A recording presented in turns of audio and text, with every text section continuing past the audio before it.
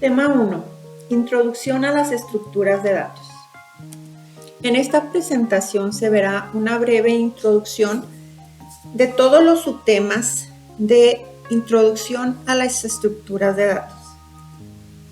¿Cuáles son sus contenidos? Clasificación de las estructuras de datos, tipo de datos abstractos, TDA por sus iniciales, ejemplos de TDAs, manejo de memoria, en el cual se verá lo que es la memoria estática, memoria dinámica, análisis de algoritmos, en el cual se verá lo que es la complejidad en el tiempo, en el espacio y la eficiencia de los algoritmos.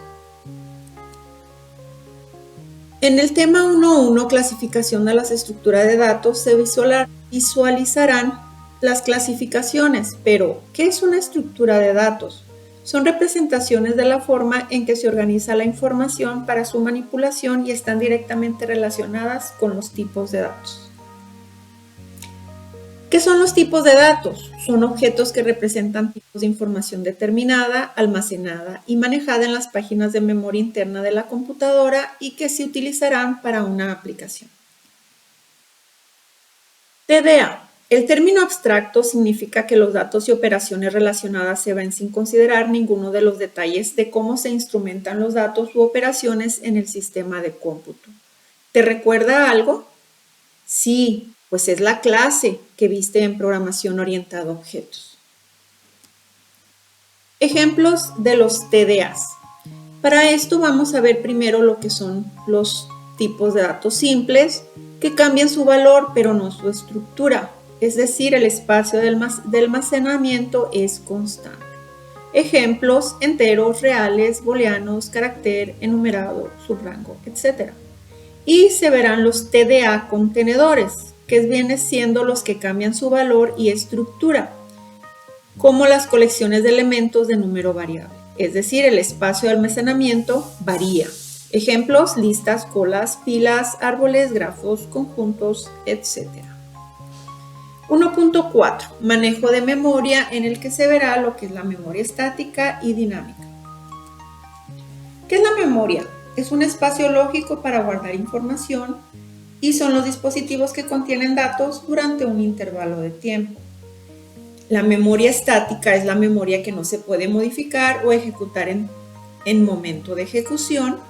Se guarda en el disco duro de una forma adyacente. Y lo que es la memoria dinámica es en la que se puede modificar o hacer cambios en tiempo de ejecución. El tamaño de los elementos puede cambiar durante la ejecución del programa. Para esto también se verá lo que son los diferentes tipos de memoria, que viene siendo el stack. Cuando un programa es ejecutado, a cada hilo se le asigna una cantidad limitada de espacio en el stack. Almacena la información usada por el programa. Es un fragmento donde se van apilando linealmente las distintas funciones ejecutadas, así como las variables locales de cada una de ellas. Esto en una estructura LIFO, last in, first out, es decir, el último que entra es el primero que sale. El modo en cómo se asignará la memoria en el stack se define durante el proceso de compilado y su acceso es muy rápido. Es liberada al terminar la ejecución. La otra parte de la memoria es el heap. No posee ninguna estructura de asignación de espacios. Su tamaño se ve únicamente limitado por el tamaño de la memoria virtual. Esta memoria se mantiene en uso hasta que se libera explícitamente por el programa o es liberada por el sistema operativo al terminar la ejecución del mismo. Su manipulación, es decir, la asignación, lectura y escritura, es más lenta que la del stack. Es asignada al vuelo, es decir, durante la ejecución del programa. Análisis de algoritmos. ¿Qué es el análisis de algoritmos? Estima el consumo de recursos del algoritmo, permitiendo comparar los costos relativos de dos o más algoritmos para resolver el mismo problema. Proporciona una herramienta a los diseñadores de algoritmos para estimar si una solución propuesta es probable que satisfaga las restricciones de recursos de un problema. El razón de crecimiento es la razón a la cual el costo de un algoritmo crece conforme el tamaño de la entrada crece. En la complejidad computacional vemos lo que es la cantidad de memoria que un algoritmo consume o utiliza durante su ejecución. Se le llama complejidad espacial. y el tiempo que necesita el algoritmo para ejecutarse se le llama complejidad temporal. Un algoritmo es más eficiente cuanto menos complejo sea. Influye en esta complejidad. Bueno, pues el tamaño del problema, es decir, la magnitud que al aumentar incrementa la complejidad del algoritmo. Como ejemplos tenemos el ordenamiento de un arreglo en donde depende del número de elementos, o factorizar un número en sus factores primos que depende del valor del número. Otro factor es la naturaleza de los datos de entrada. En función de cuáles sean los datos del problema, se ejecutarán o no determinadas instrucciones de decisión y será distinto el número de iteraciones de los ciclos a el problema. Se resolverá en más o menos tiempo. Y como ejemplos es buscar en un arreglo ordenado es generalmente más rápido al utilizar búsqueda binaria que en uno desordenado utilizando búsqueda lineal.